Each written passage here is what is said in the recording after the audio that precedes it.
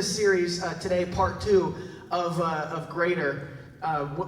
Brittany and I used to live in Conroe, which is just probably an hour or so north, depending on traffic. And at the time, I had joined this YMCA basketball team. Now again, you got a kind of a snapshot into our family. We're extremely competitive, especially when it comes to sports, okay?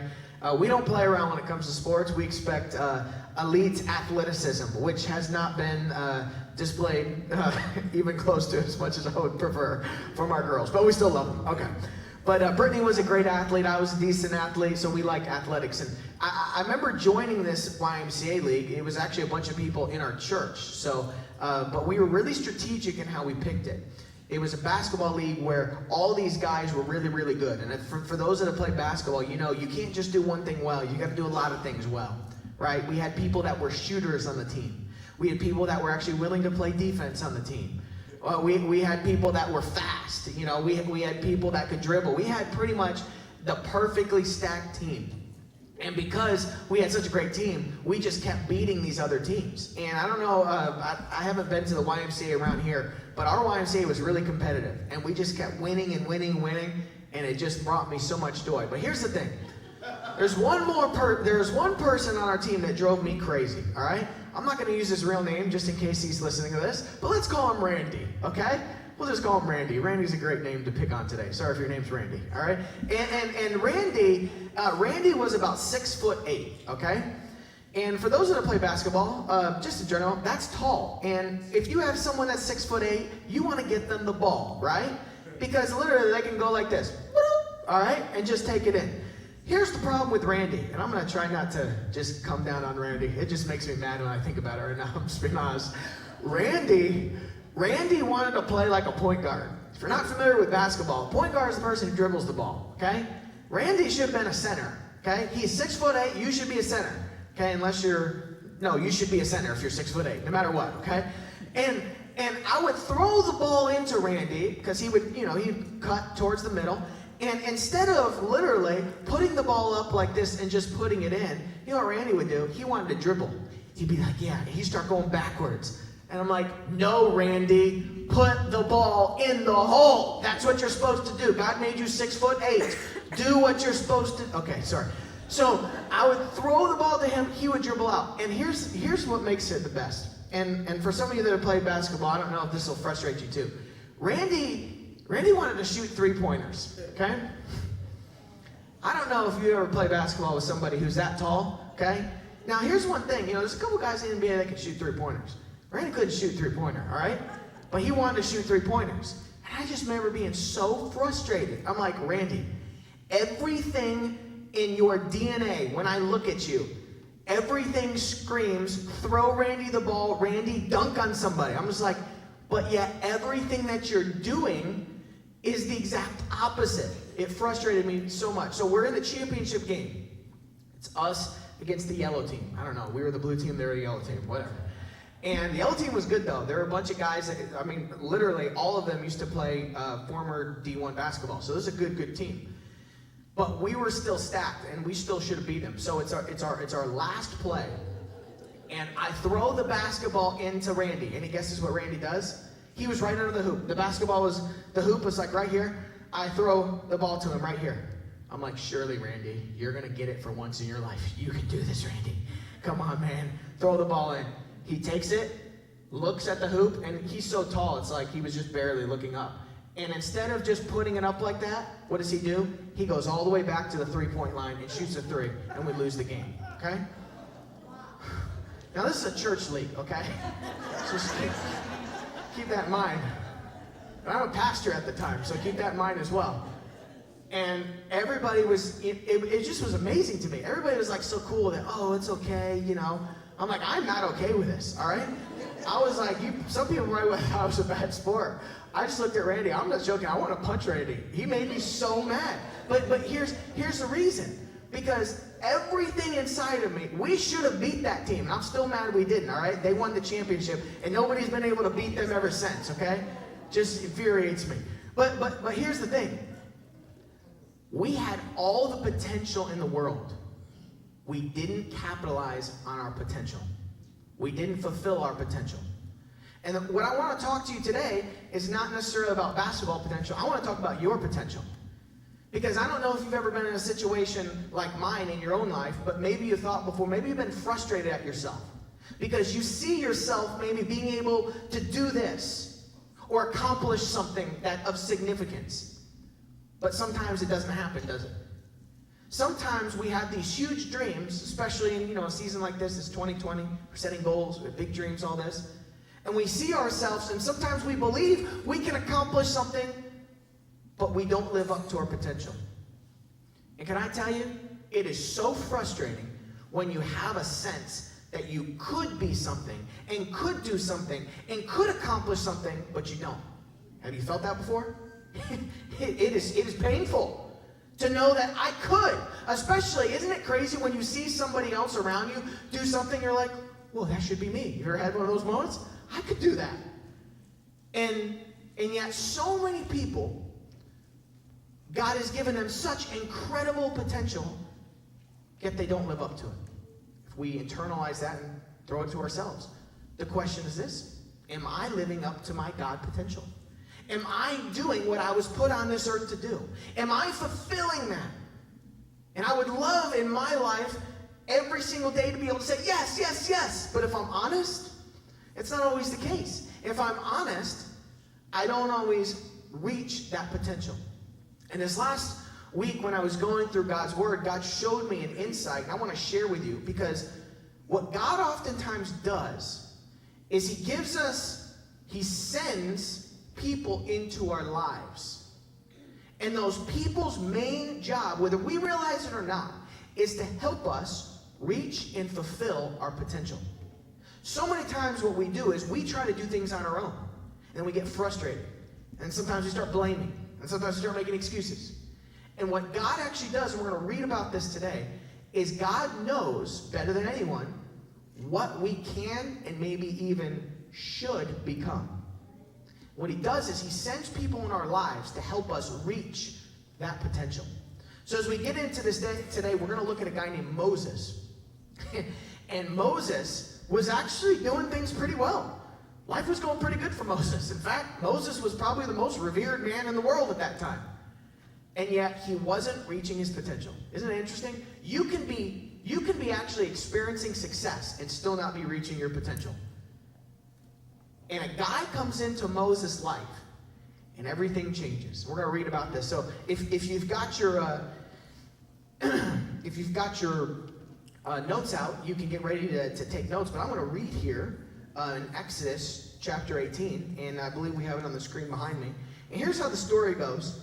Moses' father-in-law, his name was Jethro, brought Moses' sons and wife to Moses in the desert, where he was camped near the mountain of God.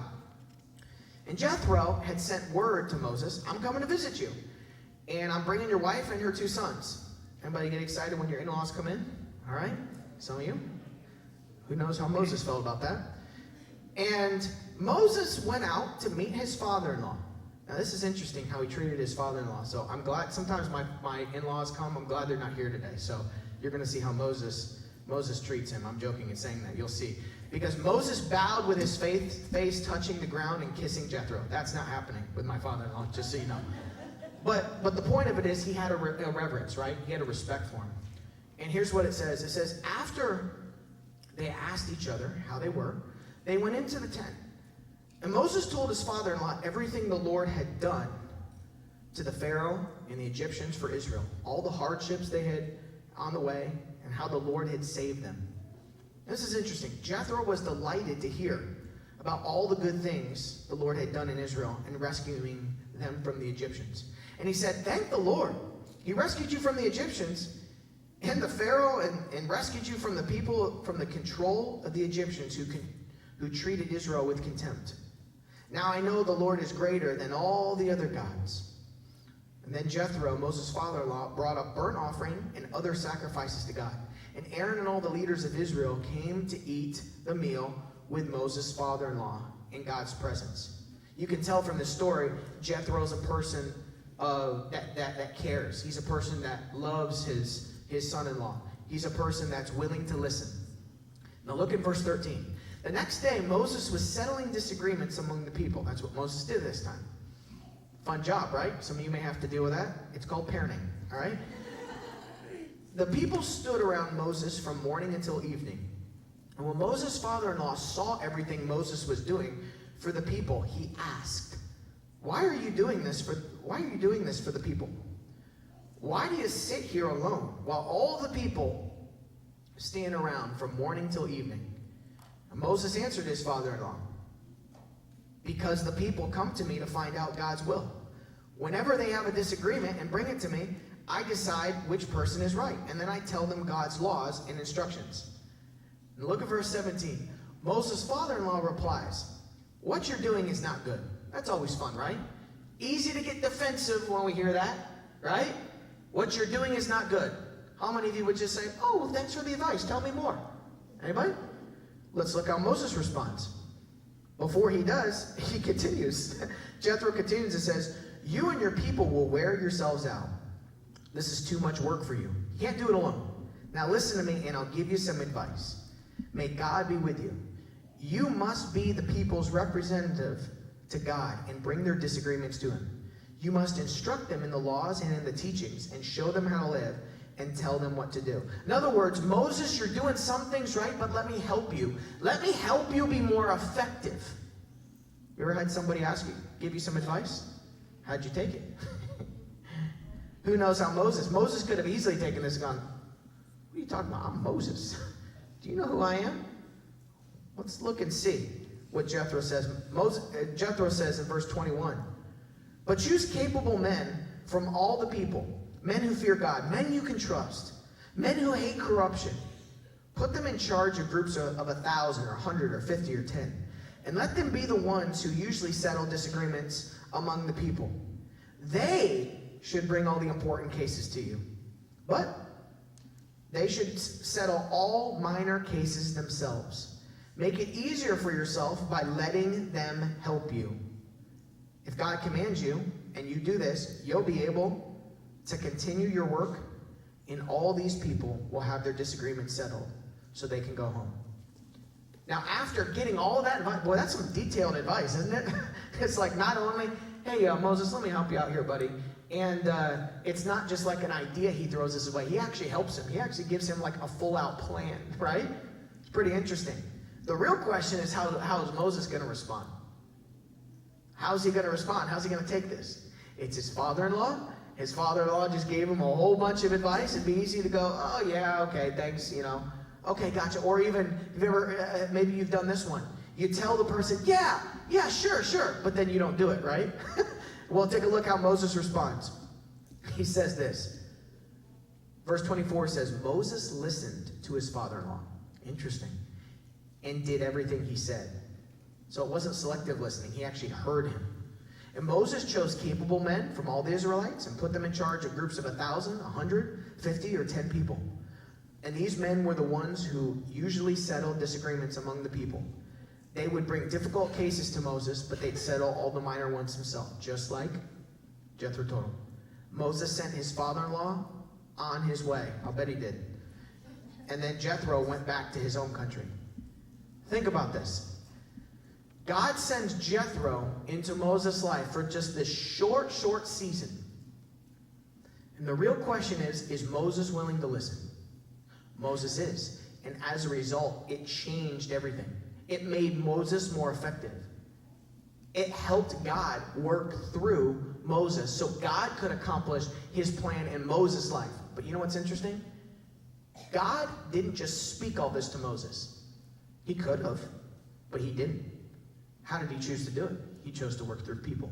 If you're taking notes today, our main thought today is this. God uses people to help us reach our potential.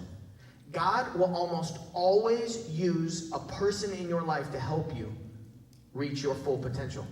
Oftentimes if you're anything like me, you may say, well, Brandon, I can kind of do some things on my own. I kind of know how this goes. And that's true. A lot of times that's true. A lot of times we can have great levels of success, but God knows ultimately where our ceiling is. Sometimes we don't. Oftentimes we don't. And how did God use Jethro?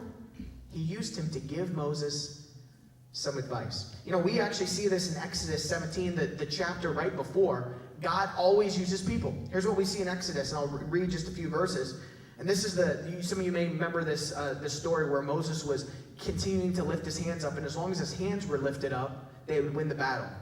And this story, verse 11, says this: as long as Moses held his hands up, Israel would win.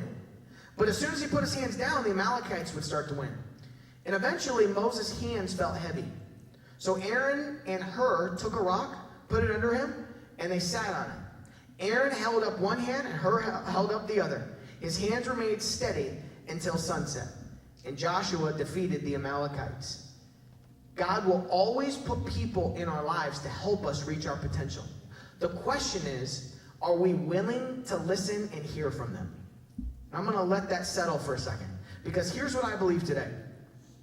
I believe, and this may shock you, that God has already put the right people in your life right now. The people that you need to help reach that greater thing in 2020, that thing that the Lord has put on your heart, the people are already in place. The question is, where is your heart? Is your heart willing to receive from the people God has put in place? Sometimes what happens is we assume God is going to send us or work a certain way. And oftentimes God says, nope, I've got the person in your life right now exactly. They're who I want. They're where I want them. The question is, are you willing to hear from them? Are you willing to listen? Sometimes answers from God come from people we don't expect. In order to reach your full potential, God will almost always use a person.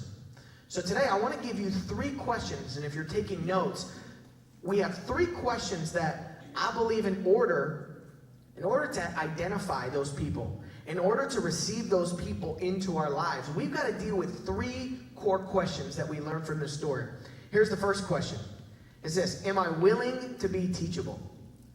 God may put the exact person in your life that you've been praying for. You may not have thought it would happen like that, but they may be in your life right now. They may have the exact answer you need, and none of it matters if you're not teachable.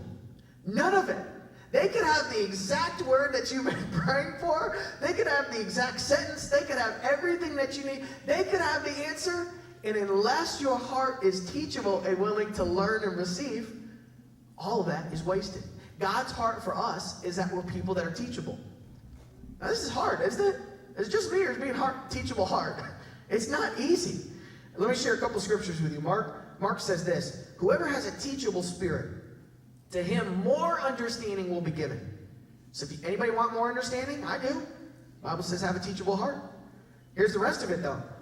Whoever does not have a yearning for truth, even what he has will be taken away from him. Now, that's kind of scary, so I won't, preach that too hard based on y'all's faces right now, okay? We won't go that too hard, but I love this because what God's saying is be teachable. Seek the truth. Seek input. Seek advice. Doesn't mean you always have to take it, but it's a heart issue. You know, I was thinking about this, and this is a few years ago.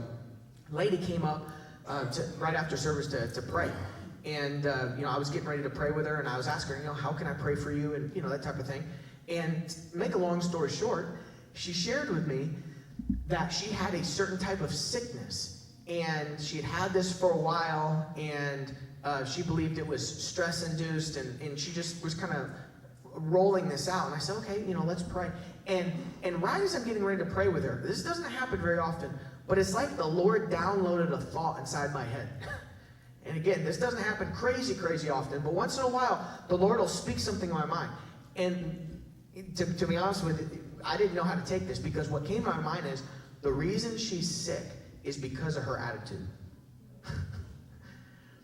Now, what would you do if you're in my position? I was like, do I tell her that? Or am I just supposed to know that? Or what does this mean? And then let alone I'm asking, wait a second, God, was that you or was that me, right? I'm dealing with all this in this moment, and I'm trying to listen to her, and I'm doing my best. And I was gonna tell her, and I was gonna try to, gently kind of throw this out to her in some way. I didn't know how it was gonna happen. And right as I was about to try to, ask a question to be able to share with her what the Lord said to me, she instantly starts blaming somebody in her life. And she starts saying that they're the cause of all of her sickness. They're the cause of her frustration, her stress, everything. She starts complaining. Then she starts talking about somebody else. And as I'm sitting here listening to this, it dawned on me, you know what? It doesn't matter if I tell her what the Lord just shared with me. You know why? Because she don't want to listen. How many times in our lives, guys, have we been in a situation where somebody has the right answer in front of us, but we're not willing to listen? It made me so sad, and I look back on it and I'm like, should I have still told her, or would she have gotten mad at me? And I don't know the answer, but the point is this: what God wants for us is to be teachable. I promise you, there's somebody in your life right now who has the answer to a problem or an answer to a question you're asking. And you may not suspect it. You may not be thinking that they have that knowledge or they have that ability maybe even to help you. And yet they do. The question is, are you teachable? Are you willing to learn from someone that you may not necessarily want to learn from? I don't know how excited Moses got when Jethro started giving this advice. You know, you think about Moses. Moses very well he actually would have gone the rest of his life doing what he was doing outside of Jethro's advice. Think about that. Moses would have just kept doing what he was supposed to, and he probably would have been happy, and everything would have been good. But the truth is, he would have never reached his potential. God brings people into our lives to help us reach our potential. So let's take a look at the next question that I want to ask. Here's what we take away from the scripture. It's this: when someone gives me feedback, do I receive it or resent it? Woo! There it is. When someone gives me feedback, how will I choose to deal with that? Will I receive it or will I resent it? Proverbs says this is great advice. It says, get all the advice you can and be wise the rest of your life. The Bible says, get all the advice you can. Get it all. Take it in. We can't get enough advice. Doesn't mean we got to listen to it all. Doesn't mean we have to apply it all. But there's somebody in your life right now that God's given them a word. God's given them a certain way to see things that you don't see things the same way. And you may be over here praying, God, help me, I want to go here, this is what I want to accomplish. And God's like, I know, I have great things for you, but the way you're going to get there is from that person who's going to give you that advice, and they're going to help you get there. No, God, I want to get here on my own. I don't need that. Right? No, God, I just give me the word. God's like, nope. Nope. I'm going to do it through a person. Because God puts people in our lives to help us reach our potential. Look at Proverbs 1. It says this: any who love knowledge want to be told when they are wrong. Woo! Let me say that one again.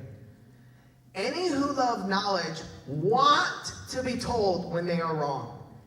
Look at this part. It says, it is stupid to hate being corrected. Is that not a crazy verse? Some of you need to write that one down. That's Proverbs 12:1. Any who love, some of you, I know what some of you are doing right now. You're thinking about your spouse. You're like, I got a verse for them, Lord. I got the verse of the year. Thank you, Lord, for Pastor Brandon using him to speak to my spouse. Proverbs 12:1, any who love knowledge want to be told when they are wrong. It is stupid to hate being corrected. Man, how often do we get insecure when somebody says something to us? You know, oftentimes that person's just trying to help us. That's oftentimes their whole intention. They have a perspective that we don't. Think about Jethro.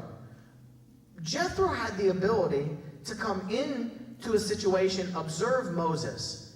And it's not even that Moses couldn't figure this out. It's just that sometimes when you're an outside party, you have better perspective, right? Oftentimes, you may be in a situation right now, and you're so bogged down in the day-to-day, just like Moses, that maybe you forgot the big picture.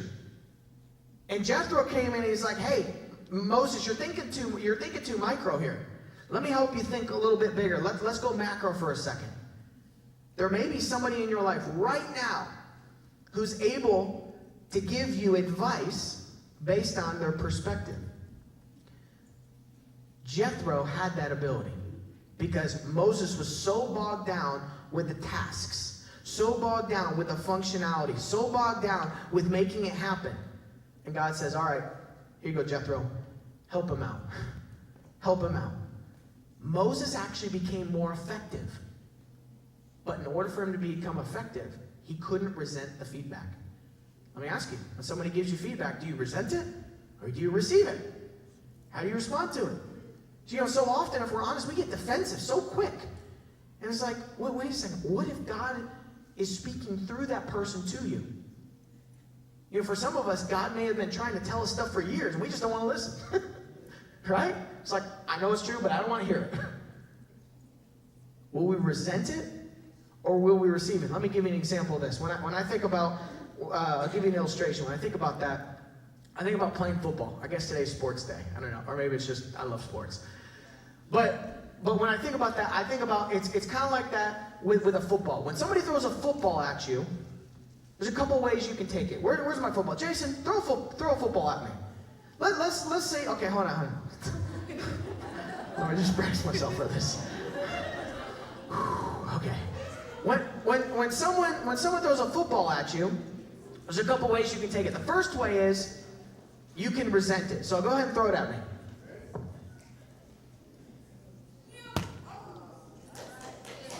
All right. That was a perfect throw. If I didn't catch that, I should just give up. Okay. Now, I could take that football and I could look at Jason and I could say, wait a second, Jason, what's your problem, bro? Why are you throwing footballs at me on stage? And he'd be like, because you asked. Okay, but don't think about that. You know, there's a couple ways when someone gives us feedback, we can look at it and we can look at that person like they did something wrong. Like, you're crazy. Why would you say that to me? Do you know who I am? Who do you think you are? Right? Who do you think you are? I've been in this industry way longer than you. I don't have to receive your opinion. And what is that? It's pride. It's pride. You know what turns God off more than anything? Pride. When someone gives you feedback, I want to encourage you. Man, don't resent it. Jason. Look at that perfect throw. Bam. All right. Here's the second way. No. We're going to do this again, Jason, because there's a second way. Okay? It gets better. Here's the second way that you can deal with it.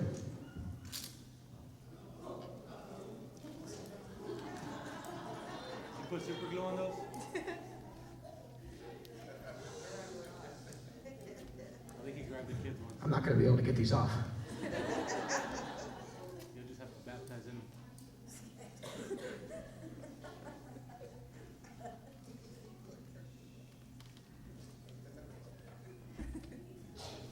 It just makes you realize, like, seriously, NFL receivers have no excuse to drop balls. I'm just saying. All right?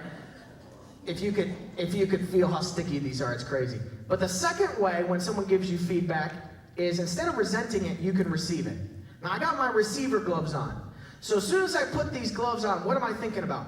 Am I thinking about getting mad at my quarterback? Or am I thinking about receiving this? Thinking about receiving it and hopefully catching it in front of you, okay? That's what I'm thinking about. Now, throw me this one, Jason. Now, when I did that, it was crazy how, this is crazy. Like, this is amazing. This is awesome. But here's why I share that with you. When people give you feedback this week, how will you take it? Will you resent them or will you receive them? Will you resent the feedback or will you receive it? Can I just encourage you? When someone's about to give you feedback, God may be using that person to tell you exactly what you need to hear. Put your receiver gloves on.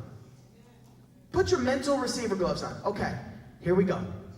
I'm not going to get weird. I'm not going to get insecure. You know what? I'm going to receive what they have. Now, here's the thing. I'm not even necessarily saying it's from God, but oftentimes it is. Oftentimes God is using those people. Do you remember the statement that Jethro made? He actually told Moses, if he caught it, he said, if God is speaking this to you, then do it. Do you remember that statement? You remember that in there? Well, did Moses go with it? Absolutely, which means this. Somewhere in there, Moses either knew in his heart or he had prayed that he knew that that was from God. I want to encourage you this week. When someone gives you feedback, don't resent it. Receive it. Here's our last thing as we close. It's very simple. Am I willing to act on the feedback of others? God may have the right exact person in your life. And none of it matters unless you're willing to do something about it. Am I willing to act on the feedback of others?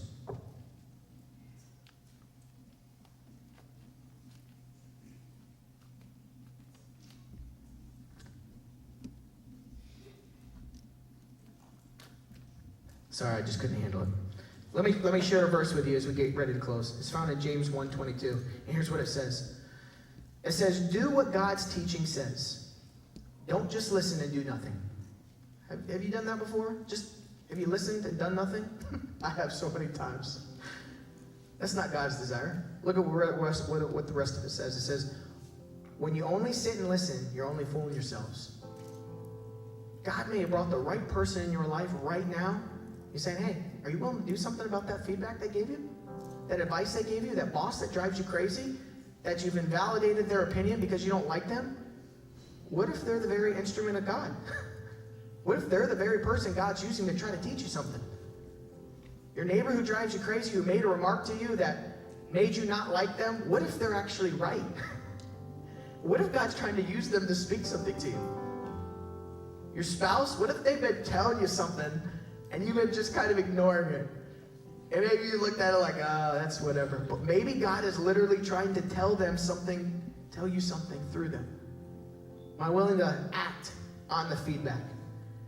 You know, I believe this. I believe God has great things for us in 2020. You know what He's done? He's put people in our lives. Some of them love us. Some of them care for us. Some of them, we don't care a ton about them. But you know what? God loves us, and He works through people. God will always use people to help us reach our potential. Regardless of where you're at today, regardless of what 2019 has looked like, regardless of where your life is, God sees you doing great things in 2020. Can I just encourage you? Listen to people this week. As you're talking with people and as you're communicating with them, with your spouse, your kids, your loved ones, your family members, your neighbors, the people around you, be keen to recognize that God may very well be speaking through them to you. Not because He's mad at you, not because He's angry, because He loves you. God speaks through people. Would you bow your heads and close your eyes?